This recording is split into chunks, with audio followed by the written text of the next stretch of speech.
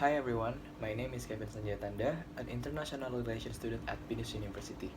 In this video, I'm going to tell you about some topics related to IPA of MNC, such as relational power, structural power, diamond theory, multi-domestic, transnational, and mega-national theory, and also a little bit about market and non-market actors.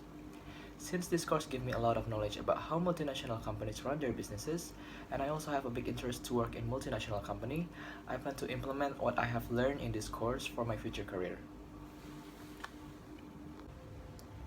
According to relational power theory, power belongs to social relations rather than individual qualities and claims that the power that one person has over the other person is equal to the dependency between them.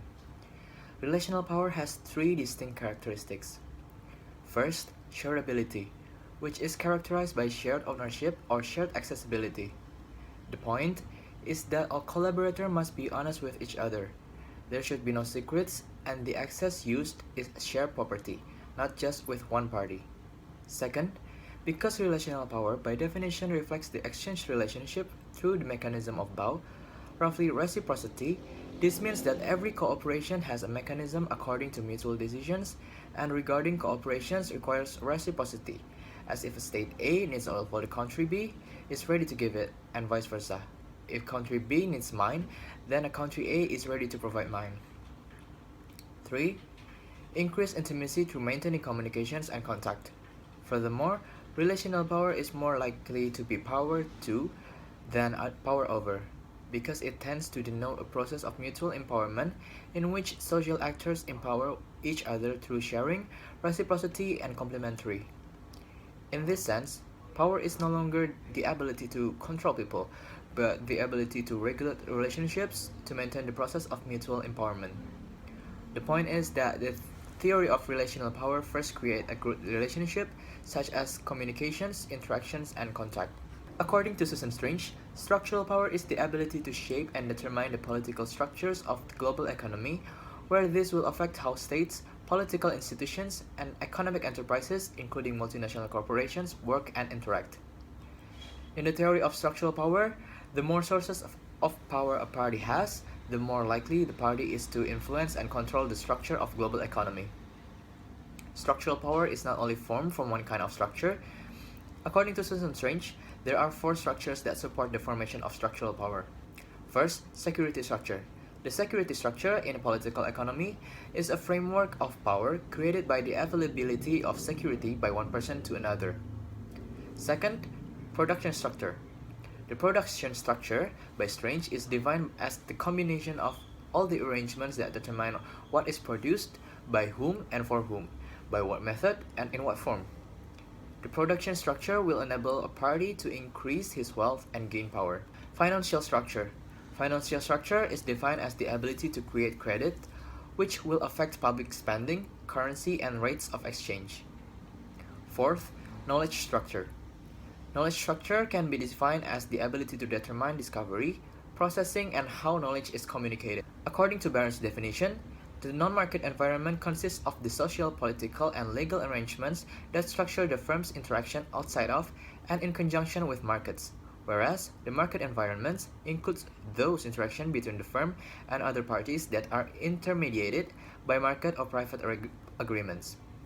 In other words, non-market strategies are about managing the wider institutional context within which companies operate, as opposed to the more narrowly economic context of market competition. Multi-domestic strategy is the adjustment of products, services, and operations so that they are aligned with customers in each country where the company operates, which results in the company having a group of subsidiaries that are locally focused and independently or like a domestic company that can decide how products are created, produced, distributed, and marketed in the local market. Companies that adopt this strategy do not focus on selling the same product to different markets, but will adjust their products, services, and operations in order to meet the taste or demands of the respective markets of the targeted countries. Mega-national strategy focuses on cost reduction from economies of scale and efficiency of other global integration by seeing the world as one large national market, starting from corporate headquarters creating a products for the world market, produced in efficient factories in several countries on a global scale, and then marketed through key distribution channels.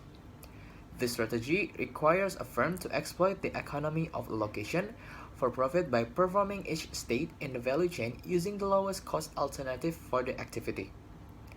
Some of the factors considered are the cost human resources, raw materials, and logistics. Companies such as Toyota, Volkswagen, GM, Ford, and others are involved in mega national strategy. These companies take components for automobile production from the lowest cost location worldwide, assemble them in global factories, and then export the finished product worldwide. The final product may have several modifications, specially made to meet the needs of local customers, such as changing the steering wheel from left to right in automotive production depending on the local traffic laws of each country. Transnational strategy, in which the company aims to be a global and local company simultaneously. However, because it is often not possible to adapt and standardize a product at the same time, companies adopting a transnational strategy must make a trade-offs. For example, companies must adopt complex organizational structures to encourage ideas that emerge from local operations and can then integrate them into global standards. Integration in this strategy occurs when different subsidiaries coordinate and exchange information to make more informed decisions. Transnational strategy can be called a combination of multi-domestic and mega-national. As an example, Starbucks has the goal of creating a global brand, but at the same time adapting its offering to the taste of the local market. As Starbucks strives to standardize store atmosphere across the global markets, the products offered in stores change based on local preferences. Diamond theory is a form designed to help understand the competitive advantage of a country or a group and see how the complexity of a country is considered to be competitive compared to other countries. The goal is to improve the position of a country in global competitive economic environment. Diamond theory has four determinants that shape national competitiveness or a playing field for a country industry, such as input conditions, demand conditions, related and supporting industries, and context for firm strategy rivalry. I really enjoyed studying the international political economy of multinational corporations course, especially because the course is delivered well, since Mas Aji provided us with a clear explanation and a case study for each material. This course really helped me to understand and learn about how multinational corporations operate in global market. My favorite part of this course is that I get to learn and understand different strategies used by multinational corporations to expand their businesses. I will use the knowledge that I get from this course for my career, especially because I'm very interested in working in multinational companies.